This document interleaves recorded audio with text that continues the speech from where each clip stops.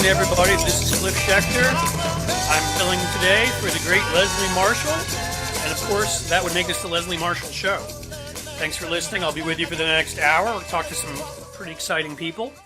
I think to start right now, we have on the line my good friend Lowell Feld, who is the proprietor, founder of Blue Virginia, a very influential blog in the state of Virginia, which, as you may know, is coming up this year. They've got important elections, which will be really tell the tale of whether we are in Donald Trump's America, or as we see out in the streets, people are really reacting against Donald Trump's America.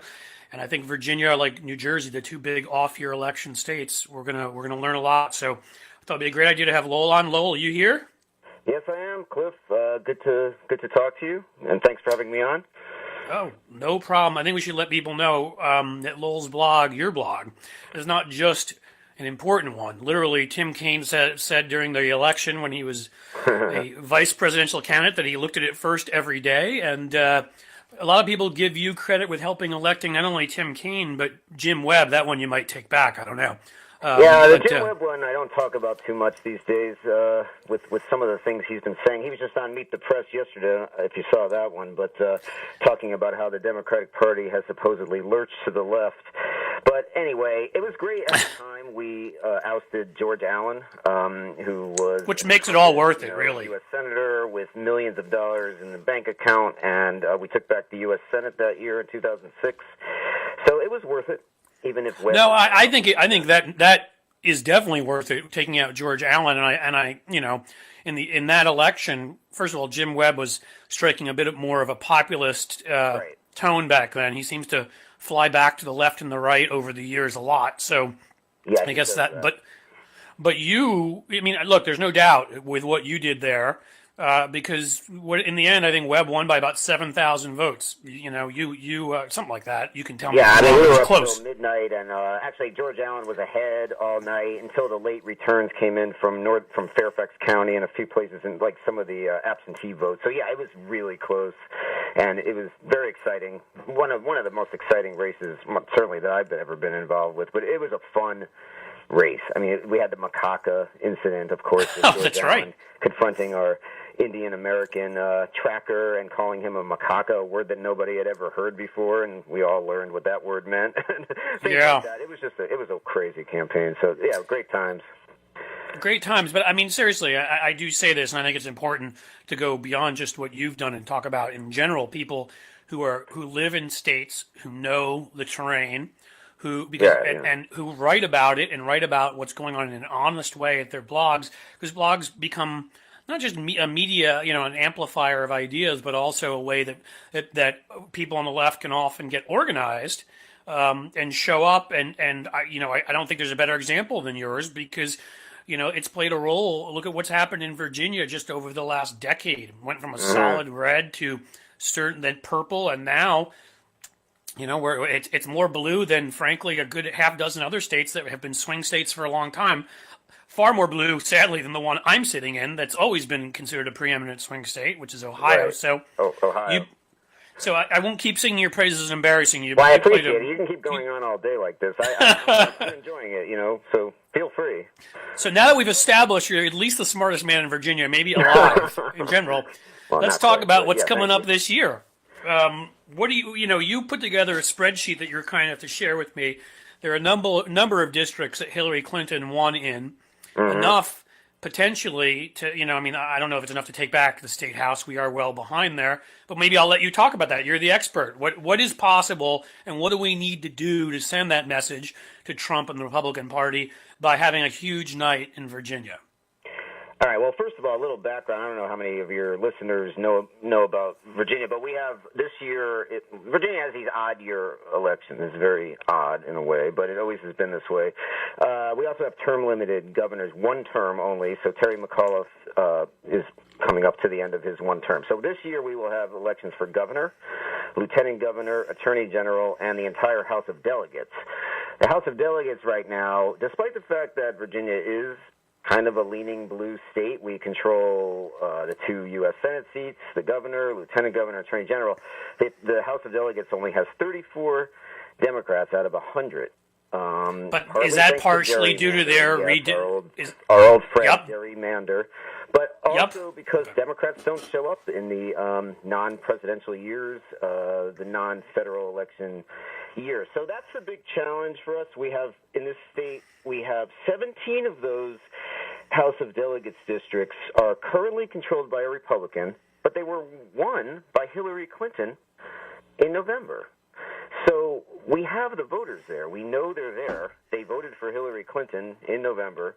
We won those districts, and yet they're held by Republicans. So the big challenge for us this year is to take the energy that I was down on the National Mall with, maybe 1.3 million or whatever the number was of my new friends there, marching the day after Trump's inauguration, and take that energy, which was incredible. And a lot of those people were from Virginia or even D.C. and Maryland, who are bordering, the states and jurisdictions to Virginia. So, and and channel that into, first of all, informing people that there are elections this year in Virginia, and then getting them to volunteer, to phone bank, to knock on doors, and of course to vote. A lot of those people marching on the National Mall the day after Trump's election didn't even know there was an election in Virginia this year. So we have an educational job to do, and then we have an organizational job to do. And if we do that, I'm not going to say we're going to win back 17, seats, but you don't have to win them all, right? I mean, what if you win? I mean, if you have a big, look, it'd be great to win them all, but if you have a big night, if Democrats won the big races and won 10 or 12, state delegates, seats or state house seats, whatever, that would be that would send a message, wouldn't it? Well, I think, besides the fact that it would change the game in Richmond, in our state capital to a large extent, it would get the Democrats within striking distance of the majority, and it really would change the psychology. But, yeah, the message it would send nationally that I think would be incredible, that, Democrats are really engaged. They're fearful, they're upset, they're angry, whatever words you want to use, but and they're motivated to get out there and vote against Trump. A lot of people, what they like to say right now, and I like to say it, is that if you want to hit back against Trump, basically, besides, I guess, the special election for Price's seat down in Georgia, Virginia's your first really big chance this year to really hit back against Trump. If you want to send a message, you can imagine if we took back the House of Delegates. That would be swept amazing. The statewide offices and took back the House. That is a long shot for the House of Delegates. Just can you imagine the narrative? No, that's huge. And the thing about Virginia, we always know this. Whether this doesn't have to be fair or unfair. It's just life, which is what happens in Virginia. Inevitably is going to be covered in a way that it wouldn't if it were in Mississippi or in New Mexico, because a lot of the national reporters are right there, and they've got stuff that they can write about. They know the situation better.